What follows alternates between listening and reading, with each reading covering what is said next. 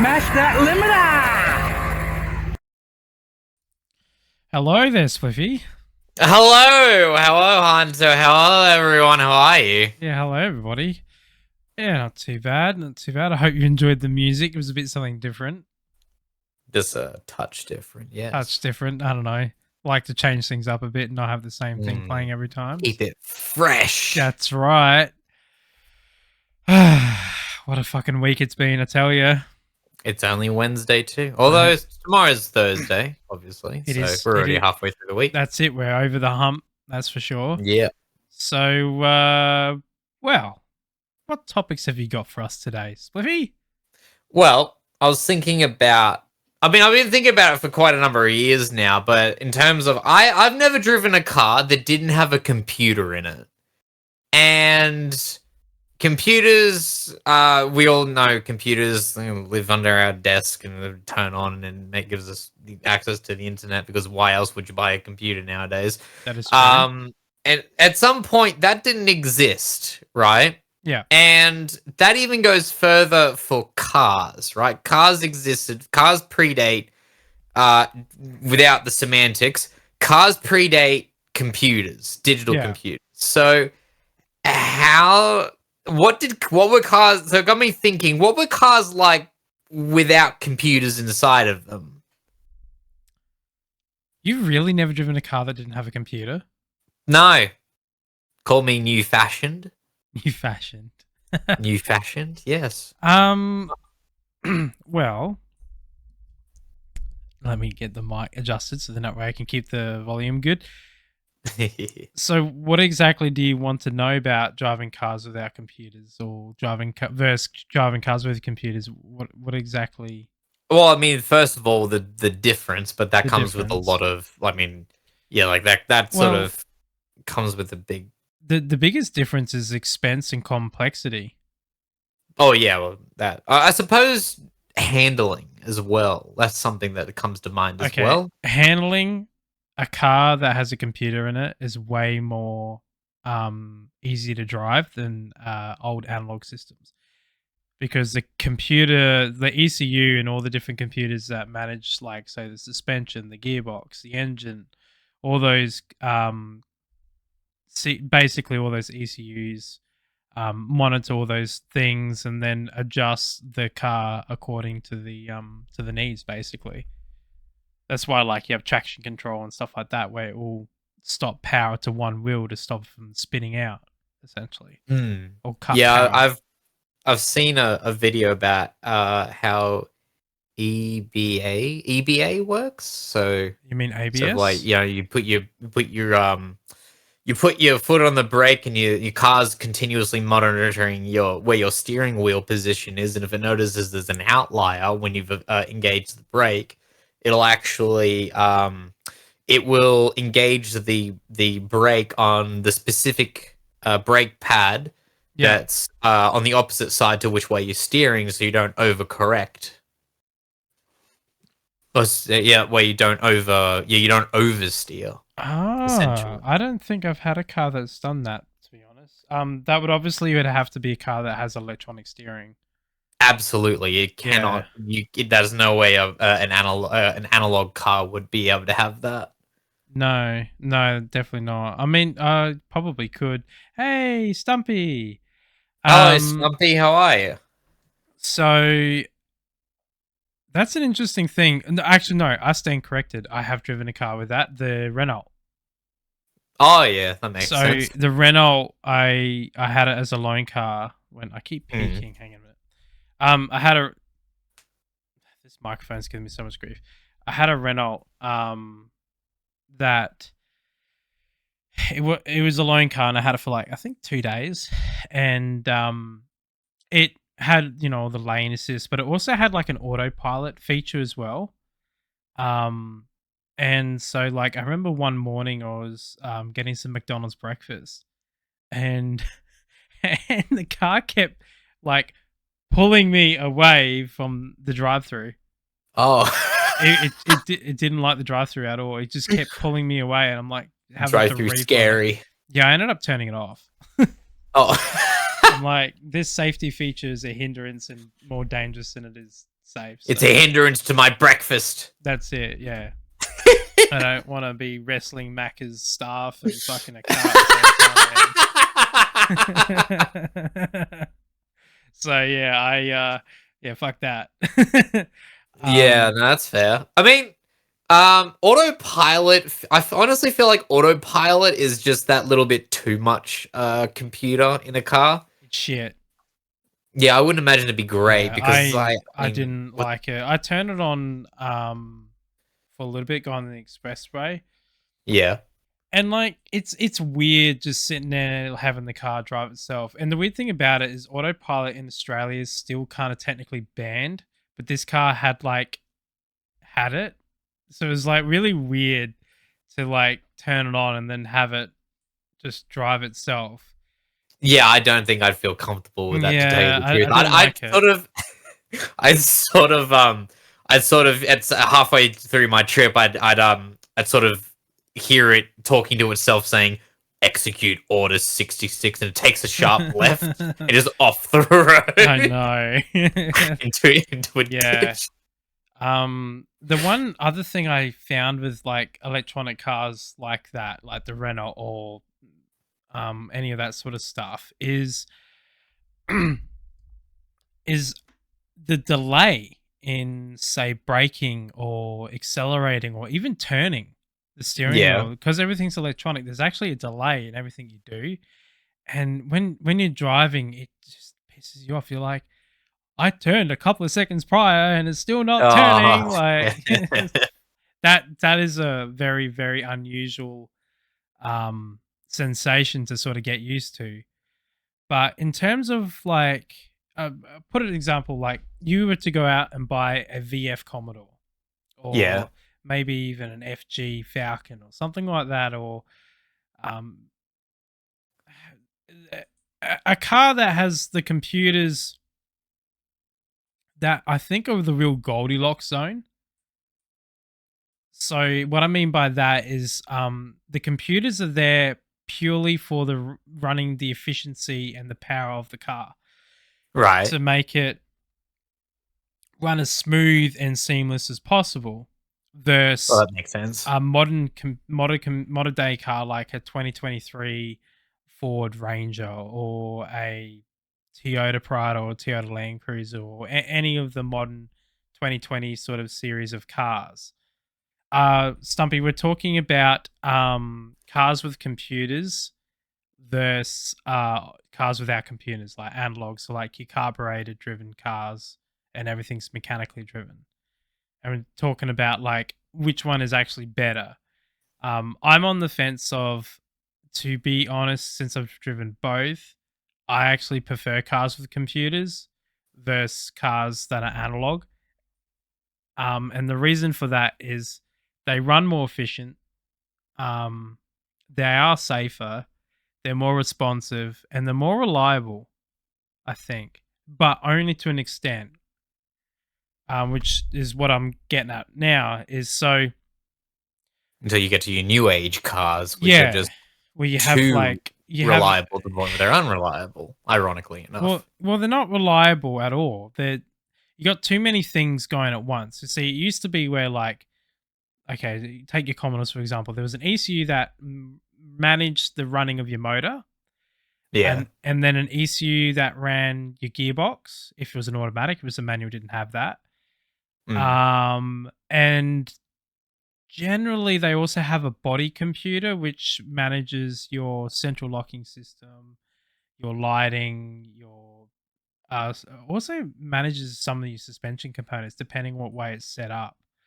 But you know, it sounds like a lot, but it's not really, because at the end of the day, the only thing that's in charge of everything is the ECU, which is in charge of your motor, which actually stringlines everything in, and all the other components are just dedicated to one component to think only about them and then communicate that to the engine so the engine can respond accordingly.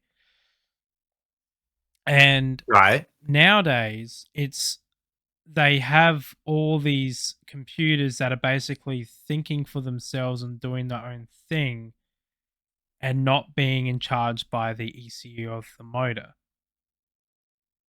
And and that's where problems are starting to arise. Right. So you have all these individual computers, and if any one of them goes wrong, then the whole system basically craps itself. Basically, yeah. With the older systems, if say for example the gearbox computer was starting to get faulty, the car will still run. It'll still turn on. It'll still take you home. Nowadays, if any of those computers do that, it won't even go on limp mode. It will just not turn on. So That's actually really annoying. yeah, it is. And like for example, a guy at work, he bought this brand new Colorado, right? But he bought a lemon.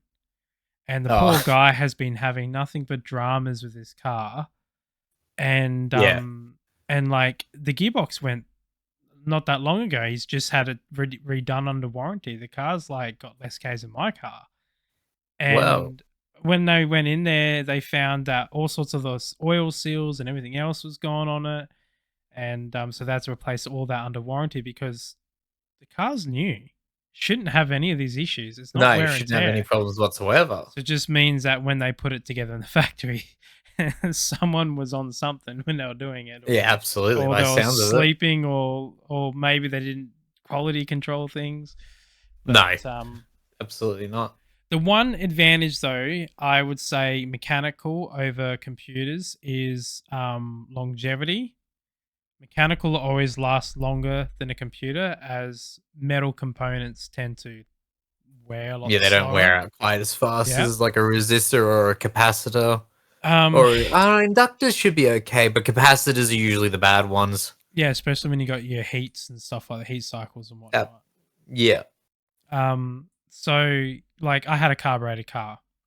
Yeah. And I took the carburetor off, I think once to get it reconditioned, where basically they take the carburetor apart, clean out the jets, replace it all, and then put it all back together and give it back to you. And the carburetor uses like valves and nozzles to basically adjust the ratio of your air fuel mixture in your car. Yeah. So there's a certain smell carbureted cars produce as well. Oh, I love the smell. I love the smell of fuel. Smells so good, man. I love it. I remember once I pulled into what's with me and McDonald's, but anyway, the night. There's one day I was at McDonald's. This other day I was also at McDonald's. I don't even like McDonald's that much. I'm a KFC man. All right, so this was the night that the laser got defected, right? Oh, so curious. I'll tell you a few stories about this car. All right, so I pulled into the McDonald's and I just got back from a cruise with my brother, and we were like, running amok and doing things we shouldn't do, like, as you do, like bread containers on the back of the tires and spinning around, doing helicopters, all sorts of stuff, good fun stuff. Anyway, absolutely. Allegedly, anyway. Allegedly, of course. That's number one rule of the channel. Everything is allegedly. Everything's allegedly. So I pulled into a McDonald's and he was behind me. And I pulled in. And the chick that served me, she's like, "Your car smells like my dad's boat." And I'm like, "Oh, really?" And she's like, "It smells like fuel, burnt oil, and just, I hate that smell." And I'm like, "Well, if you hurry up, you won't have to smell it any longer, will you?" And she finally like gave me the thing to pay, and then I went on forward to wait for the next window to get my meal. And my brother pulls up next to me, and he starts revving his car and like being an idiot. So I did the same thing, and I just covered him in smoke. Because the car used to smoke like no tomorrow. Because the engine was worn, so like it blew white smoke. The rings were gone. Oh wow! It just, there's carpet of smoke. And this is another good thing, right? So electronic, if this was to happen in say any modern car, you couldn't do this. So the way the clutch used to work on this car was it had a cable that was connected to your pedal, and then it would go straight to the top of your gearbox, which actuates a lever that then engages your clutch. Yep. Right? So basically the clutch sits on like a yoke thing like this, and then and then this pushes forward like that, and that then engages the clutch and then disengages the flywheel from the gearbox, right? Yep. Easy. On a modern car, that is all done hydraulically. So when you push down your clutch, it's actually hydraulic fluid, just like a brake that does it, which is more pain in the ass because you have to bleed the clutch every time you replace the clutch or do anything to do with the gearbox. Anyway, so the problem is back then the cables used to snap. It was quite common for the clutch cable to snap. Ooh, yeah, that's not good. But you can also adjust the clutch to make it more firm, make it more lighter. So that's where another handy thing came when it comes to cables. But anyway, it snapped on me, and I was like, "Fuck! How am I gonna get home?" And I was like, "I have an idea." So I had my fishing tackle box in the back of my car. Yeah. I went like fishing with my brother. So I got fishing line. I tied it around the top of I did like a double line. I tied it around the top of the lever on the gearbox. And I fed it up through the floor of my car, up and attached it to the back of the pedal, and I got home with fishing wire. Well, I guess at least that was a solution. That's it. And then another thing as well that you wouldn't be able to do this in like a modern car. So I did my gearbox, and when I put it back together, I didn't put it back together properly. So that yoke that I was explaining, right? So it has like a thrust bearing like that. It sits like on that, and it sits up in the lever system, and it's like got to sort of like mesh together. But there's a certain way to do it. I didn't do it properly when I first installed it. So when I put it back the gearbox and I went for a drive, it was fine. And then that night, I put my foot down in the clutch and the clutch went out. And then suddenly I didn't have a clutch. So it just tore it to pieces, did it? No, it just basically that yoke that has the thrust bearing that just fell out into the bell housing. Luckily, like there was no damage or anything. I mean, the thrust bearing had to be replaced. That was fucked. But everything else is fine. Like the clutch was fine. Okay. No damage. So you can't do this on modern cars because they just won't let you. Like the nav won't let you do this. So when I learned to drive a car, I learned how to change gears without having to use a clutch. How do you do that? It's all about the ratios and your revs.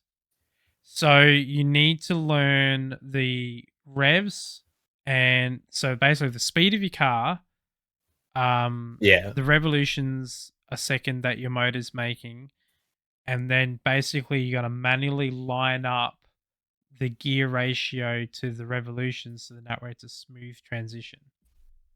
Right. So what you basically do like 1930s shift change. No, because cars have had clutches since they've had gearboxes. No, I mean like before they had synchro meshes in the 1930s, I think, were they? Yeah, well, before they had synchro meshes, they had to line up the gears and match the gears to change gears. That's how my granddad had to do it when he was in the police force. My laser didn't have synchros. Oh, really? No, it didn't have synchros. Yeah, and a lot of the trucks and tractors I learned to drive on didn't have synchros either. So yeah, I've already been doing it anyway. But you know, with the clutch, it's easy because you know you put the clutch in and then you get the revs right, and then you go in. But so the way you do it is you say, for example, first is hard. First, like, doesn't really work when you got to do this. So it's best to put it in second. So because I think it's just because first is just too low. So you put it in second. Yeah, makes sense. So you put the car into second, right? Yeah. You have your handbrake down. You start the car in second. So the car will just start rolling. Yeah. You then basically get your speed up to where you know naturally we're going to need to start changing gears. You put it out a second and you get to third and then you match the revs, and then you slightly increase it while slightly putting a little bit of pressure on the third gear until eventually it just goes clonk and goes in on its own. Right. And that's kind of how you do it. Okay. Yeah, that actually makes sense. It's not as slow as I make it out. It's actually pretty fast, but yeah. I wouldn't recommend doing it because it can, if you don't do it right, you can like completely strip your gears. But Oh yeah, you'll absolutely fuck your engine. but when you have an emergency situation, I mean, not engine, your fucking yeah, gearbox. but the laser didn't have synchros. I knew that car back to front. I could change gears without using the clutch on that thing. I used to do it all the time, even when I had a broken clutch. It was fine on that car. It was just an old school car, you know. Yeah, that's fair. Yeah, an old 4-speed thing. What I mean by 4-speed, it only went up to 4. It only had 4 gears in it. It only had 4 gears in reverse, yeah. So no, my car's the same. Yeah. Yeah, but yours is an automatic though. That is true. That is different. Automatics are different because one gear can go up a lot higher than say a manual gear can. If that makes sense. Oh, okay. Yeah. Yeah. So, what else you wanted to talk about? It was AI art or something like that, wasn't it? I did. I was actually having a thought over the last couple of days because I mean, actually, what prompted this thought was I read an article, that concerned Adobe. Yeah. So the people who make the company that makes Photoshop and After Effects and Dreammaker. Yeah. They're concerned. They're actually concerned about AI art because it finally clicked that their clients could lose jobs over AI art, which means that their customers don't pay them for their products. So then Adobe ultimately misses out on being they ultimately take a loss because of AI art as well, just as much as the people they sell Photoshop and all these other software programs too. So that's what prompted the thought. So we could fight AI art and just say it's just banned and just go back to the way things have been for the last, I don't know, forever.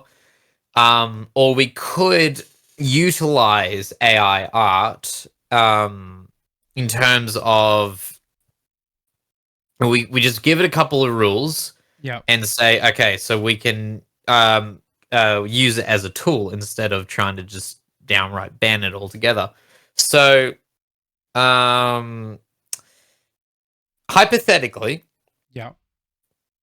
I'll explain with the scenario. Hypothetically, a client comes to you and you're an artist, right? You draw art and all that sort of fun stuff. And an artist comes to you and they say, oh, I want a drawing of this, that, and the other. And you're not really sure what the hell they mean by it. And they also have a really hard time explaining to you what they mean by it. And then so you can take the phrasing or just the word of what they want and then throw it into an AI generator, and the AI generator basically gives you a reference piece, right? But there's also a bit of a beauty to it as well because it's being generated. I'd say there's a 99.9% chance that there are no other images that look like this, right? Yeah. So you're not going to get done by copyright, but we can also kill two birds with one stone in that regard by basically ruling out that art generated by AI can't actually be protected by copyright. No, I don't think it can be because technically it can't be. No, it's technically multiple people's art blended into one. Semantics aside, that we'll call that a bit of a semantics issue. But semantics aside, because that's a whole fucking ugly can of worms. Ooh. And because the thing is, you can go even deeper than that and say that it actually belongs to the people who programmed that AI art generator. Which then again, that's a whole other ugly can of worms because the actual programming itself is also protected by copyright. So it's too difficult to really say, yep, we'll just do that. So it's better. think it's better for everyone if we just say that AI art cannot be protected by copyright, because the other part of that too is that the reason that things are protected by copyright and have been prior to just simply generated in a few seconds by a few words is because it's actually difficult to make things. It's really difficult to make things. So you obviously don't want to spend time and a lot of hassle making something just for somebody to take your idea and just run with it. You know, it took you several months to create that, and they just run with it. Obviously, that's not fair. That's where copyright comes into play and protects that person with their belongings. Yeah. So if you actually say that if you rule that AI art can be protected by copyright, then it basically it completely destroys the value of human generated products, because it's that much easier to make stuff. And then if someone steals it, you think, oh well, it's whatever. It's whatever. It only took me a few seconds to generate, and it completely destroys the concept of copyright in the purpose of copyright to begin with. So it doesn't make any sense for AI art to be protected by copyright. So we have a system where if we make a couple of rules, we have a system where artists can generate AI art without risking what shall we say, without risking getting a copyright infringement lawsuit. We have a tool that they can what's the word? They can get a reference without a copyright attached to it. The client can say whatever gibberish they need to and not have to go into huge amounts of detail about what it is that they want. And essentially everyone gets paid. Like the artist gets paid for their work. The artist gets paid for their work, and they don't have to worry about AI art taking their work from them. And Adobe gets to keep their market share, I guess, as well. So everyone wins if we just create a couple of rules. And have you ever seen AI generated art and you can tell that it's been generated? Oh yeah, I mean our podcast symbol is that. Yeah, absolutely. And you can tell it's all like the shapes are a little bit the shapes and the lack of outlines you could be an indication of it being AI generated. Yeah. But one thing we could probably even do is make it so in the programming that it has AI generated in the bottom right corner, but it's slightly different every single time because it needs to be generated every single time. Yeah. But it has that quality to it that you can tell it can't really be replicated by a person. It has that French press look, or that heat haze look to it. You know how it's like on a hot day you look out into the horizon and you can see the trees sort of warping due to the heat wave, heat haze. That sort of effect on canvas is really difficult for people to essentially fake. Yeah. And it makes it so that you can quickly and easily identify what pieces of art have actually been AI generated. Yeah. And therefore don't have copyright, and therefore it doesn't matter who generated it, it cannot be used as a means for any sort of copyright infringement cases. So it's if we just with a couple of rules, we can just say, yeah, everyone wins. It's nice. Speaking of AI generated, have a look what I just made while you're talking. Where did you send it? I'm gonna hang on, just give me a sec. I need to control something. That one. Let's have a look. See. Hang on, I just need to. This one.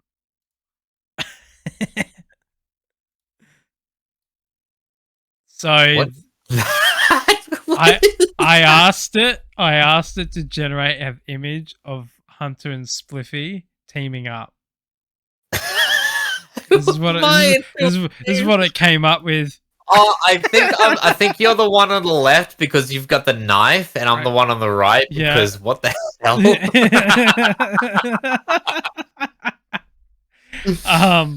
Oh, that is a strange interpretation. That is, yeah, that's funny.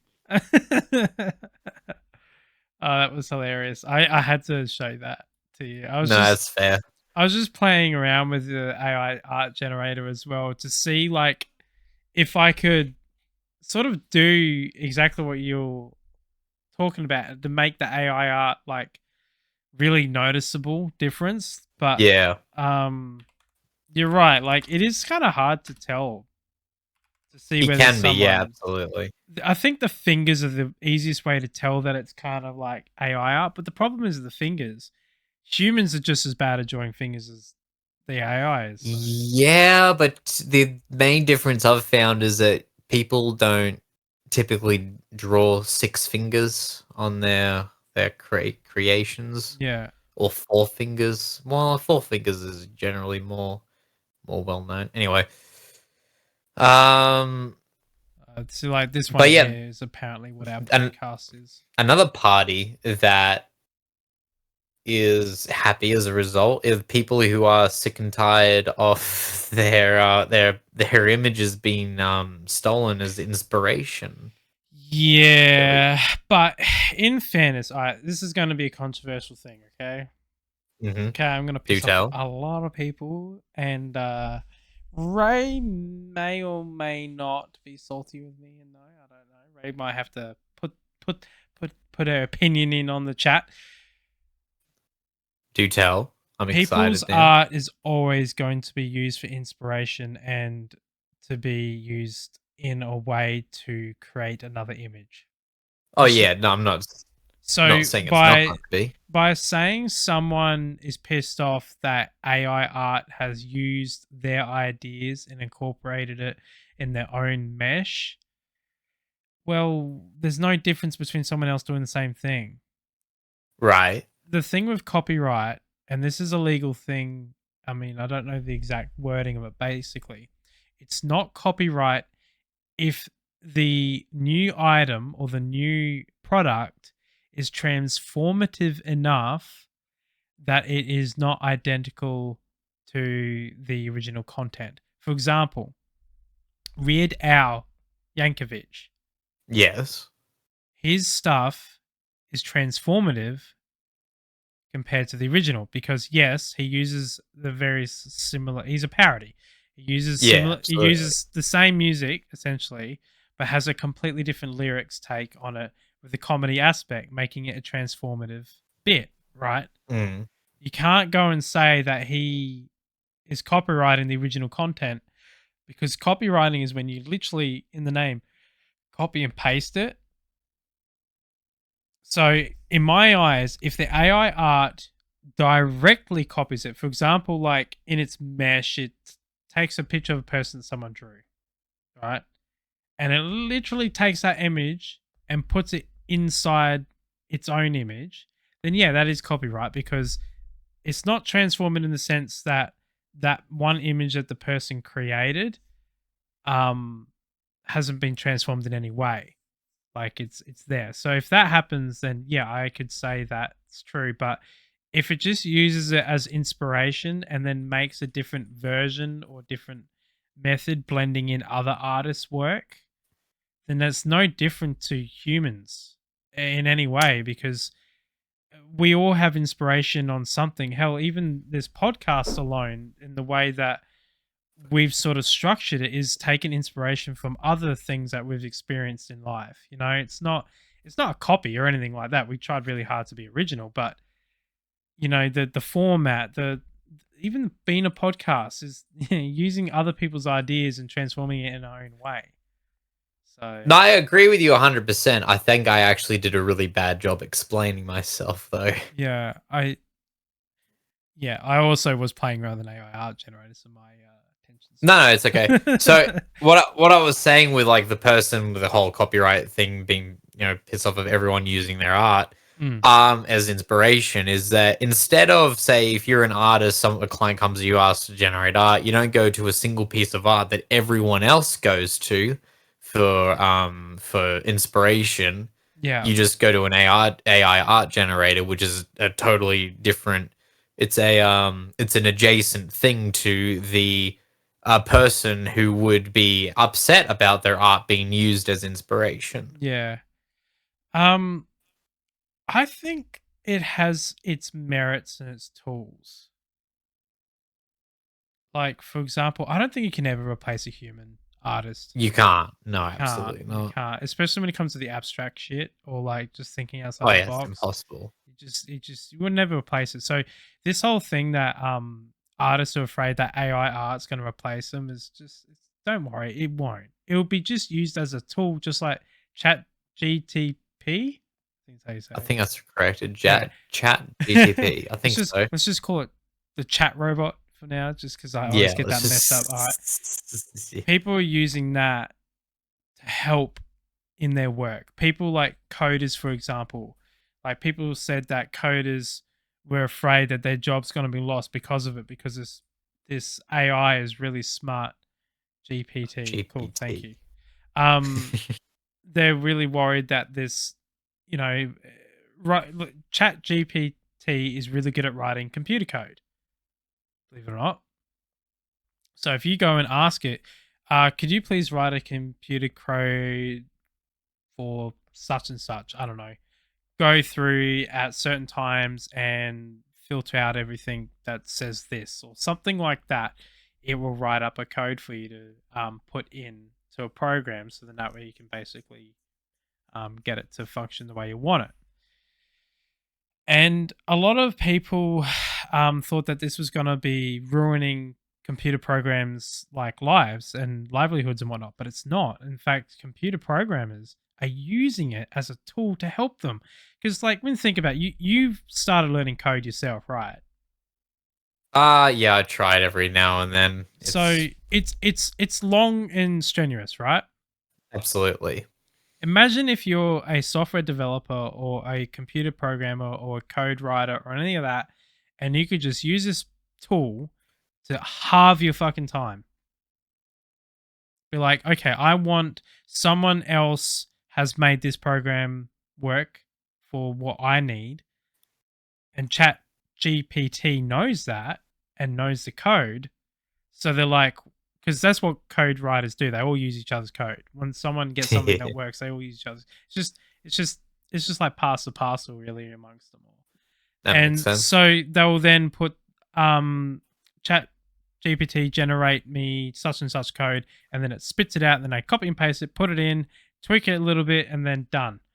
What something would take them weeks to do now took them an hour. Right. Like, that's where it can save them. And I think AI art can do the same thing, even for artists. Like, if you were to commission someone, for example, I mean, this is dodgy and technically, like, you kind of ripping people off because it's not your art. But so, like, take, for example, you're a content creator and you're an artist that takes commission work for content creators. Yeah. And they wanted you to make thumbnails and make all sorts of, like, pictures and things like that to sort of for Instagram, whatever, doesn't matter. But you got like thousands and thousands of commissions going, or hundreds of commissions, and you're struggling to keep up. Well, you could use AI art to help fucking speeding things along, whether you actually use the AI art or you use it and then make it different to your needs and that person's needs. So, for example, you just use it as like a blueprint and then sort of manipulate it and then draw your own from it. Do it like that. I Yeah. suppose. Well, it's at how much. If we were to set the rules up so that the AI art doesn't have any copyright attached to it, how much would you need to change it before it did? Do you need to and obviously tracing is. I reckon just goes back to that transformative argument. Yeah, but Has to be that's transformative enough. Yeah. vague. Is it too vague to just say transformative and then all our problems are Yeah, but solved? transformative is written out in plain English. Like it is spelt out in the legal sense. Right. Um. Again, I'm not a lawyer, so like, please don't, take all this This isn't apart. legal Yeah. advice. This is friendly advice, Friendly advice. allegedly. Yes, allegedly. Um, it's also probably a really boring topic to some people, but essentially, if you go online and you just search transformative, you'll get a clear definition. Essentially, you have to change the original product enough that it makes it a completely different new product. That's basically what it spells it out. So you wouldn't be able to just trace the whole thing and just change the color. Like you would have to change the lines and you would have to change the shapes and things like that. But you could still use the same similar background, or you could still use the same colors, and then yeah. Yeah, like, it could be used as inspiration to just Yeah. simply generate colors if you're not really feeling a certain what shall we say, theme, shall we Yeah. say? Do you reckon so this is a change of topic, right? Yep. So this is like, do you think cars will ever have AI? Um and okay, so I'll break it down into two different ways. So let's go with systems monitoring AI. Yeah. I think so.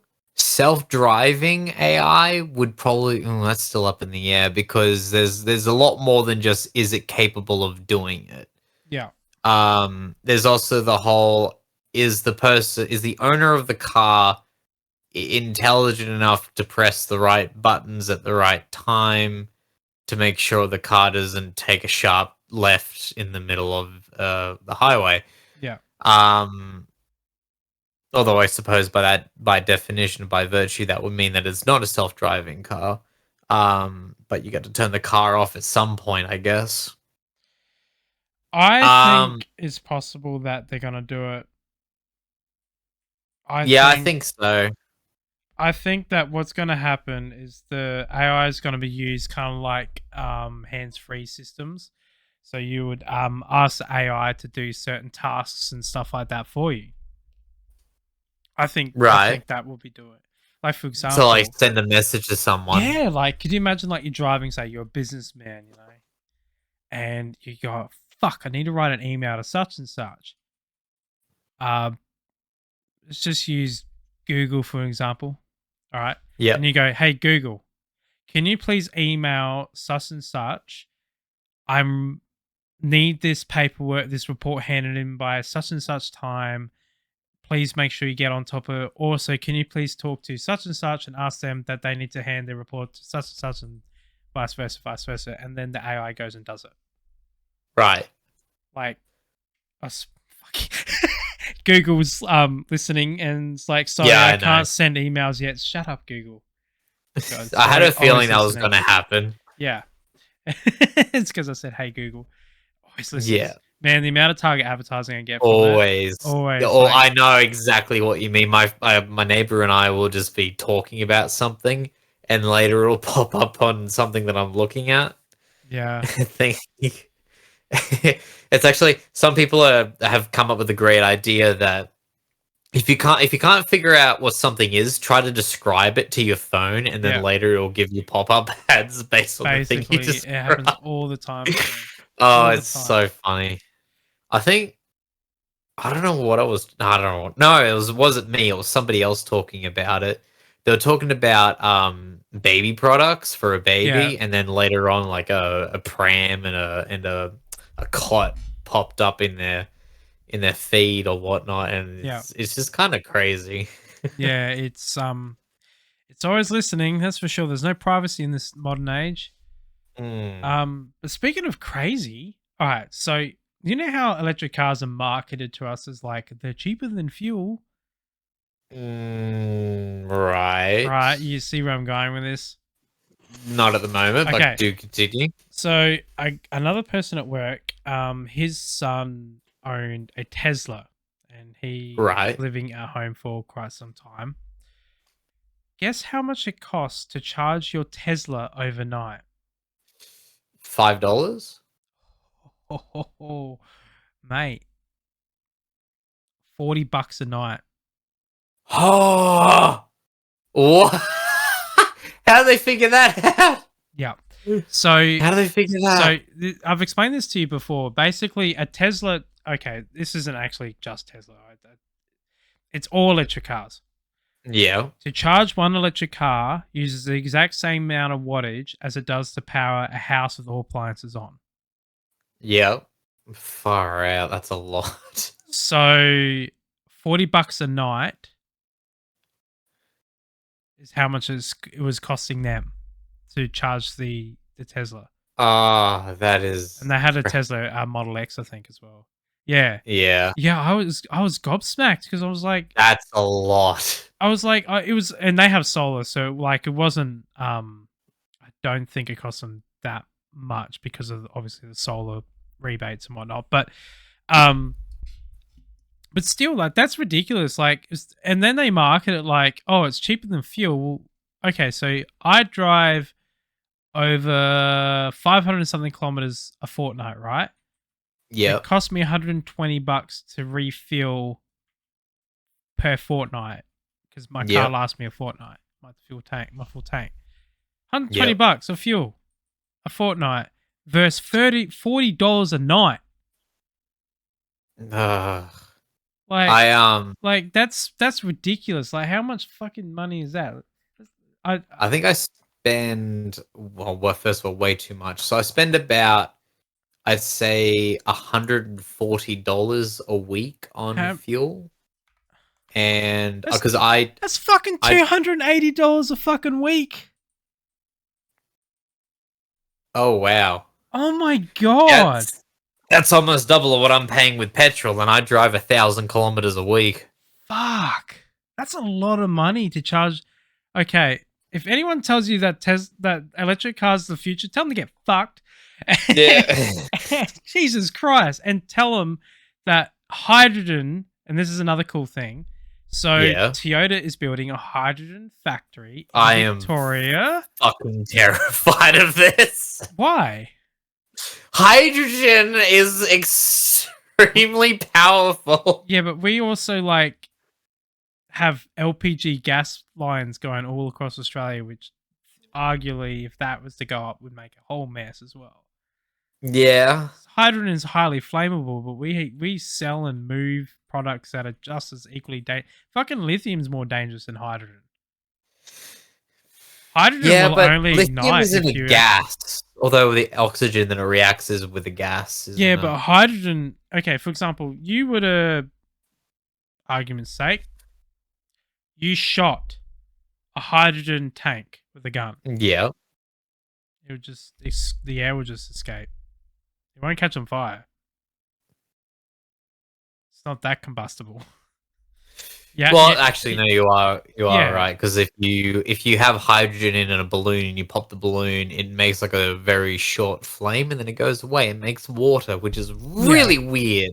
Yeah, well, so hydrogen cars are starting to become more of a thing in Japan mostly, and you get the same range you do in an electric vehicle. Right. So basically, the way it works is you refuel a hydrogen tank in your car. The hydrogen gas is then used in a hydrogen fuel cell, which generates electricity to charge a battery, which then moves the electric motor. Right. So essentially, to refill it is just as quick as refilling a fuel on your gas tank. So therefore, logistically, it's much more cost effective to have hydrogen cars running around. And like you said, the beauty about it, guess what the byproduct is? Oxygen and water. So, you know what you're doing? You're fixing the environment at the same time. Fucking you. There's too much oxygen in the atmosphere. It's we, generating. we need to breathe harder. The ozone is getting fixed. We need to stop this. So at the moment the problem is just the range. They need to work on trying to get that range out, but over time obviously the hydrogen fuel cell might become more efficient later on the track. So yeah. That And also, don't we have a limited amount of hydrogen? you do. It's expensive to produce, but nowhere near as expensive it is to mine lithium. Right. So the way they're doing it in Toyota's factories is they're actually gathering all the waste products of farm animals, Yep. and they're also collecting methane as well, I think, which I don't know how they're doing that, but it doesn't matter. So they're collecting all the waste products of animals, and then they're basically recycling and extracting the hydrogen from it. Right. Yeah, it's pretty cool. Huh. Yeah, it is pretty cool. People thought, why didn't they just use electrolysis? Like, is electrolysis or electrosis? I think it's electrolysis. I don't know, it doesn't matter. To extract the hydrogen from water, but the problem is that is so expensive. It uses so much energy to do that, and the amount of hydrogen you get out of it isn't as much. The other alternative is like, you know, the old tests you used to do where you used to get, say, hydrochloric acid, and then you put like a, I don't know, a material in it like iron or something, and then it dissolves it, and then you do the pop test, see if you generate hydrogen. No, I didn't know about that one. I know that you use Yeah. hydrochloric acid and a lead oxide cell and a lead cell to create a Yeah. battery. It's essentially that process to generate the hydrogen as well. But this methane and waste product is apparently working really well for Toyota. So much so that they actually got quite a few stations around Japan. I'll see if I can find it. But yeah, Imagine if there's like one of these charging stations in an outhouse, no connection, of course.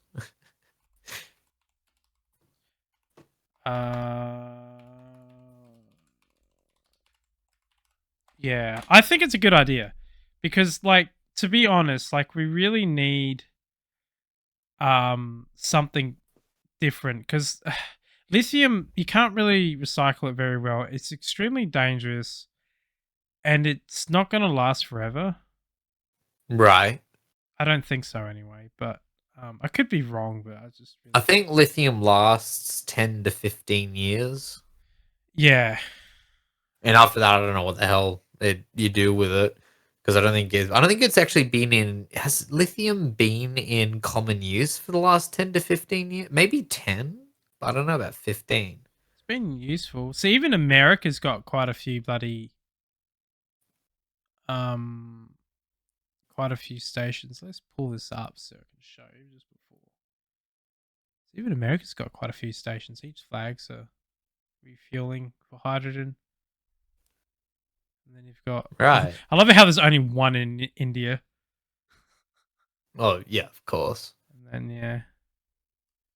So interesting. I'm excited for the future. Yeah, so am I. I'm trying to stay optimistic. I am. Because it's the only reason that I'm not feeling overly optimistic is how crazy. Like I'm starving for a singular solution I don't think rather there will than be. like, yeah. I guess I don't think there will be. And like I guess it's what makes me paranoid. I guess. people saying as well, the days of like cars are gonna die. They're not. No, they've been around for over 100 years. I'm telling you now, petroleum-based cars, including diesels, will never go away because you can make oil. Crude oil isn't the be all end all. You can make fuel from many different components. You can recycle plastics to make fuel out petroleum out of as well. So all that plastic waste that we keep throwing fucking in the bin in the ocean, if they were to grab all that and recycle it properly, they can actually break it down and extract the petroleum out of it and make oil and fuel from it. So it's not going to go away. The prices are just going to go up, and then obviously a new thing like hydrogen or more electric vehicles are going to be more mainstream in the market, and diesels will always be there because diesels are the safest option when it comes to reliability, especially with your earth moving equipment. I'm sorry, but electric will never do that. It just cannot. It just is not designed to deal with the heat and the longevity that these machines have to move.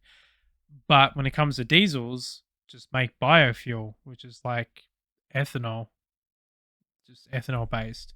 Like your corn, your oats, like all your recycled farm products, and then all the oil from there's a few companies that go around collecting all the deep fryer oil from all your restaurants. They collect all that and then they process it and turn it into biofuel for diesels.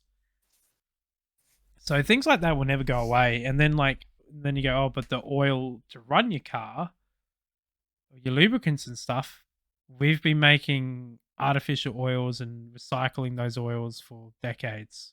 So it's this whole thing that like we're gonna run out of oil and we're gonna die.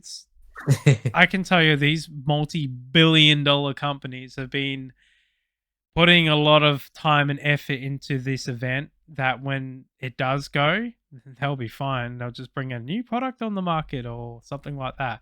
I mean, there's a reason why they've been buying all these patents and stuff like that of these energy efficient motors and stuff like that, and then just basically benching them. So then that way, when the day comes that crude oil's not viable, they'll just roll these things out.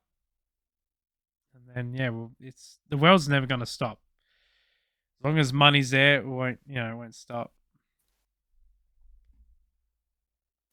No, that's great. I suppose that's eased a lot of the paranoia that I have on a day-to-day basis.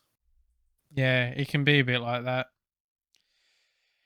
But yeah, think positive, Spliffy. Think positive. All right? I'm paranoid. This is a bit unusual. I'm usually the one that's always a negative man. I always get paranoid about resources. That's one thing that makes me super paranoid. Well, they are fine, right? Yeah. But anyways, I think. What do you think about ending it? Yeah, we've decided that we're just gonna have a 2-hour stream on Sundays and a 1-hour stream on Wednesday. Yeah, just sort of like a midweek we catch up without dying. Exactly. We think that it's probably best for us to do it this way.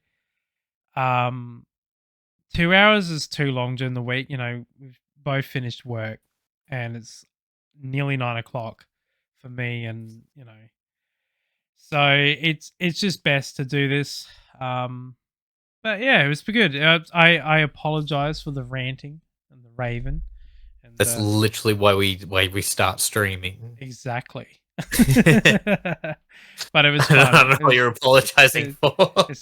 I don't know. Sorry for inconveniencing you. sorry for putting you to a lullaby to sleep. We should read like a textbook manual just for shits and gigs. Oh, you know what we should do? We should definitely at some point read 10% or one chapter of like several books and try to string a story together. Oh, we could make a game of that. That would be a lot of fun. Oh, that would be so much fun. All right. Anyway, I'm going to end the stream with that. No worries. Thank you, everybody, for watching. Thank you, everyone. I hope you have a good night. Yep. The last podcast was... You're welcome, Stumpy. I hope you enjoyed it. Have a good night, Stumpy. So the last podcast is already uploaded to YouTube. So if you want to watch that, you can. And this one will be uploaded to YouTube as well this week. And of course, you can always check out the VODs, and I'll try and make some shorts using the clips from these podcasts as well to sort of make more entertainment, essentially. But I hope you have a good night and day, depending where you are in the world. And toodles. See ya.